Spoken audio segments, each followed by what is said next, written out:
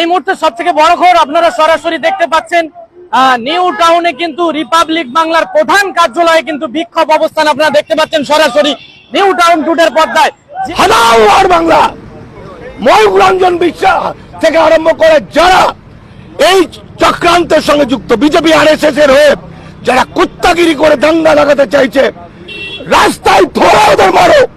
Republic বাংলার প্রধান কার্যালয়ের সামনে আমরা সরাসরি দেখাচ্ছি নিউ টাউন টুডের পর্দায়। চলুন কি বলছে তারা শোনাবো। আর বাংলার ছেলেমেয়েরা যেখানে যাবে রিপোর্ট করতে তাদের পেটাও। যারা হিন্দু মুসলমান দাঙ্গা করবে, যারা আমার ভারতবর্ষের গণতন্ত্র ধ্বংস করবে, যারা সংবিধান ধ্বংস করবে, যারা সেকুলার বা ধর্মনিরপেক্ষ শব্দটাকে নিয়ে নাটক করবে, কুৎসা রটাবে, তাদের থাকার অধিকার নেই ভারতবর্ষে।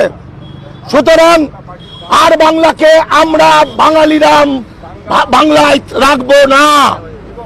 এই পরিস্থিতিটা আমরা দেখতে চাইছি না, সেজন্য আমরা চাইছি যে ওই রোগীটাকে এখান থেকে বের করে দেওয়া হোক এবং তাকে অবিলম্বে গ্রেপ্তার করা হোক, শ্রীঘরে পৌঁছে দেওয়া হোক তাকে।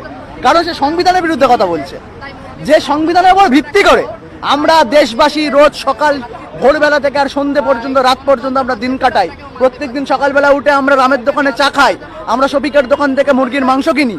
সেই সম্প্রীতি